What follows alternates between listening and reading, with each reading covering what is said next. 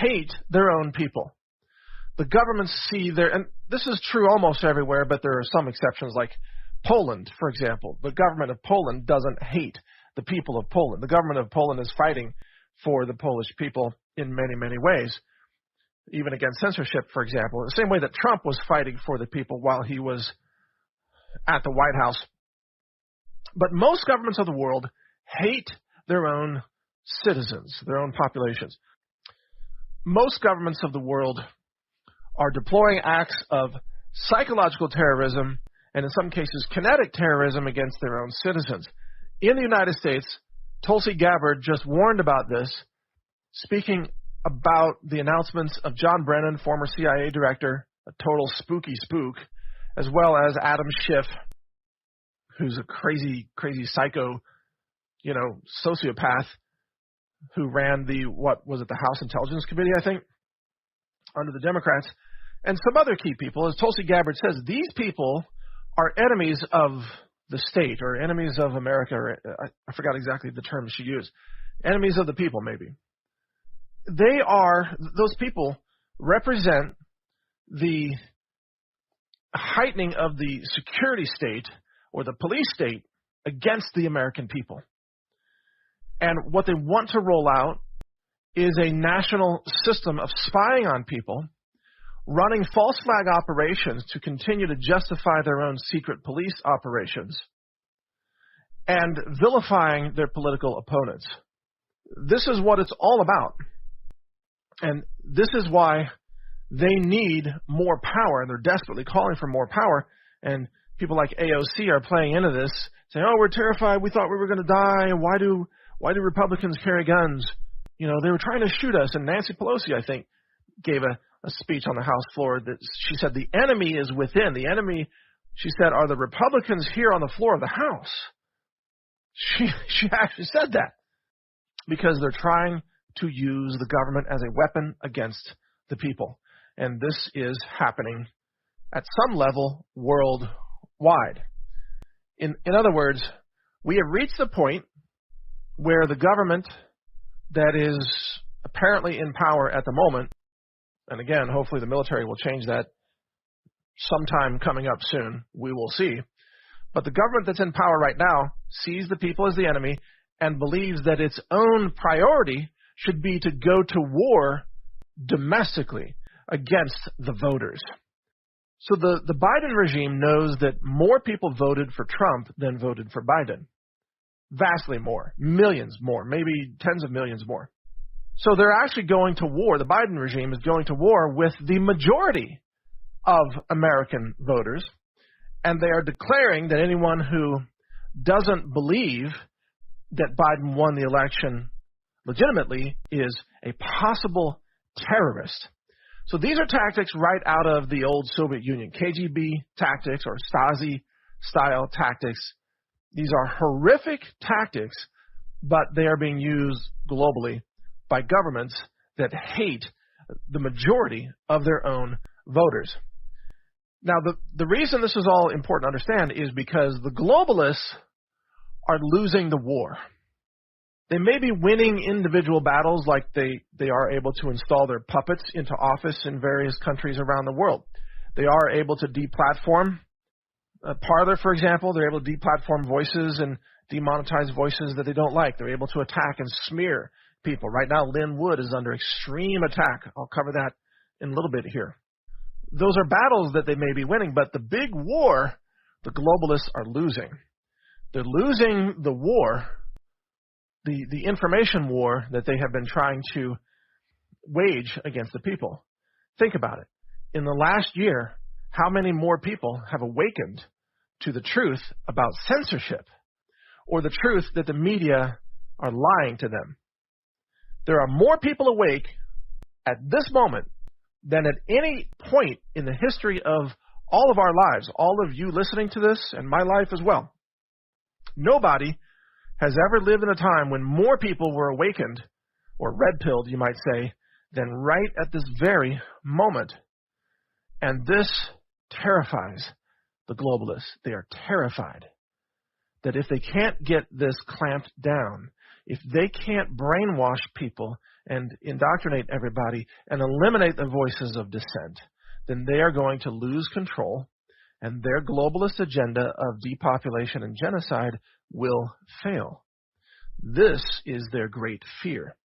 And this is why they are resorting to extraordinary weapons of terrorism, including psychological terrorism. Oh, you're all going to die. There's a new strain. Or now, oh, you have to wear 4 masks. I mean, where does that end? We're going to have like 10 masks in the future. It's just completely insane. But they're going to terrorize you psychologically, and then they're going to terrorize you kinetically. So here's a prediction I have.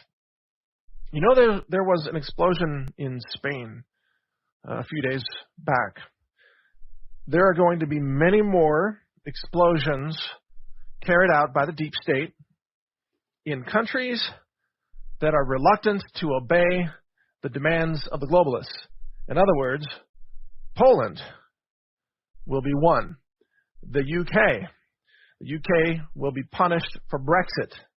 Poland will be punished for not accepting globalism.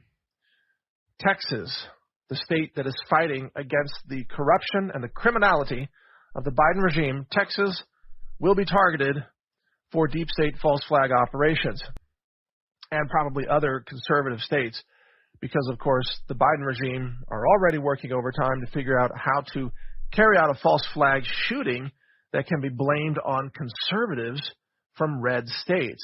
And this is what they're going to use, as you know, then to ramp up even more secret police Stasi activities, KGB activities in the United States to clamp down on their political opponents. Deep state operators who work for the globalists have also, as we've discussed before, they have planted dirty bombs in cities around the United States, and they may have planted nukes in certain cities as well. And when they believe it is necessary, there's no doubt in my mind that they will detonate those bombs. And I believe, to this day, I still believe that the U.S. military, one of the reasons why they did not move on Biden and the treasonous criminals before Inauguration Day is because all of those dirty bombs have not yet been located. So the dirty bomb threat hangs over the Trump administration, hangs over the military, and it remains a constant threat. It's kind of like, I don't know, two criminals in a cell, and one of them has a hand grenade, and the pin has been pulled. And he says, if you attack me, I'm going to let go of this hand grenade, and we'll both die. That's what the deep state has done. They've planted bombs in American cities. And they've said, if you don't do what we say, we're going to set these off and, radiologically contaminate a major portion of the United States of America. That's how insane they are, and that's how desperate they are. So, understand that what the globalists want long-term is depopulation. But in order to get to depopulation, they have to have absolute control over medicine, science, information, which means they have to have a censorship regime. They have to control the money so that people have very few options. People are shoved or funneled into poverty, for example. They have to control the news and the information and all the narratives. So Twitter has a new crowdsourced fact-checking feature now, which is insane. I think it's called Birdwatch. And this is how they're going to enable the left-wing mob to censor any voice of dissent, which is another reason to get off of Twitter. But all of these efforts depend, the efforts to corral people into global depopulation, it all depends on getting people to go along with the program. And that is where they are failing, because the awakening is accelerating. People want to be free. People want to express their own unique ideas and individuality, which is something that the radical left despises, even though they say they support, all the rainbow colors of different kinds of people. No, what the left actually supports is gay people and trans people and lesbian people and people of color who all think exactly the same. You have to be obedient, but you can have a variety of sexual proclivities or what have you, but you have to think exactly the same. The left hates diversity because diversity of thought is a threat to the governments of the world that have become the terrorist organizations. You could even say, you know how Mike Pompeo, for example, actually did say that China was carrying out crimes against humanity, was carrying out genocide, or that the Trump administration would say that Iran is a nation-state actor engaged in terrorism, so it is a terror state. Well, now, under the Biden regime, the same can be said of the United States. The United States of America under Biden is a terrorism actor, a nation-state terror originator that is using terrorism against the American people in order to achieve absolute control and dominance as a waypoint to its ultimate goal of mass genocide and the deletion of human civilization. So it's critical to understand all of these waypoints and the process by which the globalists believe they can eliminate humankind from the earth. They can't do it by force alone. They need your consent. And in order to get your consent, they have to trick you with psychological operations, fake news, gaslighting, and the whole deal. So, as part of that now, one of the key goals of the Biden regime is to incite an armed insurrection by conservatives so that the Biden regime can invoke the Insurrection Act and strengthen its police state surveillance of the American people and justify its own existence. Why is this critical for the Biden regime to carry out? Number one, Democrats are really bad at running things. If you were to gauge the Democrats and Joe Biden on, for example, economic policies or economic outcomes, they would earn an F. Just look at Democrat-run cities and states. How many of those cities and states are even financially viable in any kind of sustainable way? The answer is pretty much zero. Pretty much zero. So what Democrats have long come to realize is they can't rule in a rational way based on the merits of their policies. The people will eventually discover that Democrat policies suck and Democrat ideas don't work. So instead, the way Democrats have figured out how to rule is to create a crisis and to always have another crisis ready to go. For example, COVID, biological weapons. It was a crisis.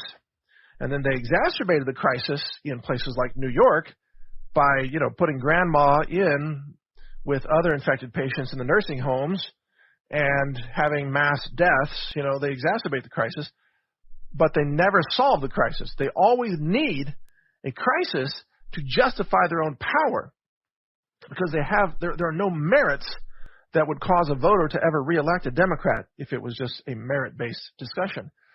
So what the Biden regime is planning on doing right now is trying to push out maximum oppression of conservative people in order to incite conservatives to try to carry out an armed insurrection. And then Biden would, at that point, invoke the Insurrection Act that Trump failed to invoke. And he would use the Insurrection Act to deploy the military all across America to monitor conservatives and have military checkpoints on the roads, confiscate guns. That's a very important step that the Democrats are trying to achieve. And then also to prove to the nation that Democrats need to stay in power because they are the only ones who can effectively fight against the evil white nationalist insurrectionist movement that is a terrorist group that's trying to destroy this country. See, that's their narrative. And because they can't achieve that narrative organically, because there really aren't a bunch of armed, angry, crazy, white nationalist insurrectionist Trump supporters who are trying to overthrow anything, i.e. they didn't even show up on Inauguration Day. I mean, if they even existed, wouldn't they have been there? But no, they didn't show up. The whole narrative is a total exaggeration of reality. There's not actually an armed white nationalist, militia insurrection attempt against the country. So instead, they have to create the illusion that there is one. They have to create the illusion. And so that is exactly what they are doing. And that's what we mentioned yesterday. The Department of Homeland Security put out an alert and said that, the National Terrorism Advisory System, that said, hey, watch out. We have a, quote, heightened threat environment across the United States that's likely to persist over the coming weeks, and that there are ideologically motivated violent extremists with objections to the presidential transition. And I mean, these terms are just amazing.